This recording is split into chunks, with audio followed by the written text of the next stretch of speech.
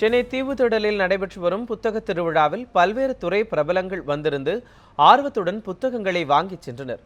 புத்தக திருவிழாவிற்கு வந்த எழுத்தாளர்கள் சல்மா நியூஸ் 7 தமிழ் அரங்கிற்கு வந்திருந்து புத்தக வாசிப்பு குறித்த தனது கருத்துக்களை பகிர்ந்து கொண்டார். அதனை இப்போது நாமும் பார்க்கலாம். சென்னை தீவுத்திடலில் நடக்கக்கூடிய 39வது மாபெரும் புத்தக கண்காட்சியில் நியூஸ் 7 தமிழ் அமைச்சிருக்கிற இந்த அரங்கில் இன்னைக்கு எழுத்தாளர் கவிஞர் சல்மா அவர்கள் வருகை புரிந்திருக்கிறாங்க. ஸோ இவங்கள்ட்ட இந்த புத்தக வாசிப்பு குறித்தும் புத்தகங்களுடைய அந்த மதிப்புரைகள் குறித்தும் ஒரு சில விஷயங்கள் நம்ம கேட்கலாம். மேடம், அதாவது புத்தகம் அப்படிங்கிறது எல்லாருக்கும் இன்னைக்கு இன்றியமையாத ஒன்றாக பார்க்கப்படுது. ஸோ இது எந்த அளவுக்கு தேவை அப்படின்னு நீங்கள் நினைக்கிறீங்க?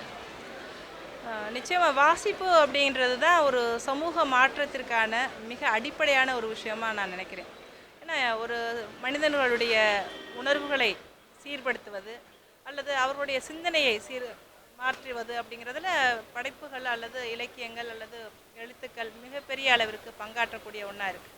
என்னுடைய வாழ்க்கையிலே அது ஒரு முக்கியமான இடத்தை புத்தகங்கள் தான் உருவாக்கி கொடுத்துருக்கு. என்னுடைய சிந்தனை மாற்றத்திற்கு அல்லது என்னுடைய சமூகம் குறித்த பார்வையை மாற்றுவதற்கு.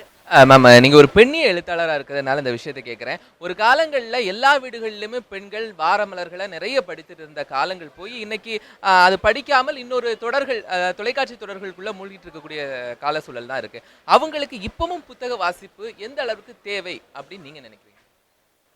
பெண்களுக்கு அப்படின்னு மட்டும் நான் சொல்ல மாட்டேன். குறிப்பாக இன்றைக்கு இளைய சமுதாயமும் சரி, அவங்களும் இன்றைக்கி சோசியல் மீடியாவில் தான் அதிக அளவிற்கு தங்களுடைய கவனத்தை வச்சுருக்காங்க. அதே போல் வீட்டில் இருக்கவங்க டிவி அது போன்ற விஷயங்களில், அதாவது பொழுதுபோக்கு சார்ந்து இந்த வாழ்க்கையை அந்த வெற்றிடத்தை நிரப்புறதுக்கு அவங்களுடைய செயல்பாடுகள் தினம் இருந்துக்கிட்டு இருக்கு வந்துட்டு. ஆனால் அதனால் அவங்களுக்கு கிடைக்க போகிறது ஒன்றும் இல்லை.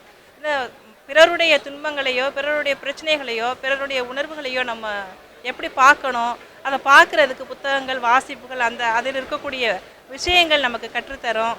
அதுங்கிறது ரொம்ப முக்கியமான ஒன்று.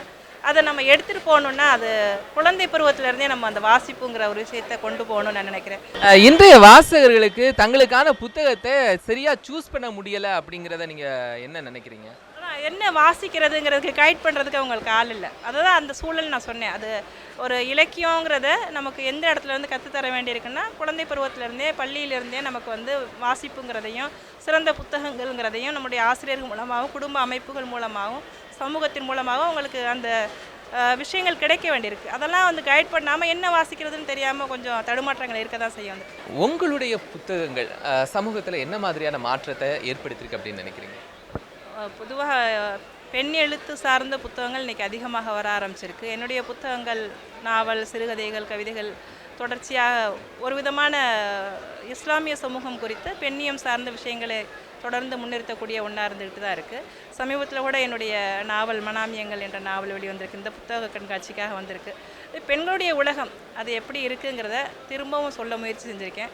நிச்சயமாக அது மிகப்பெரிய பாராட்ட வரவேற்பை பெறும் அப்படிங்கிற நம்பிக்கை இருக்குது.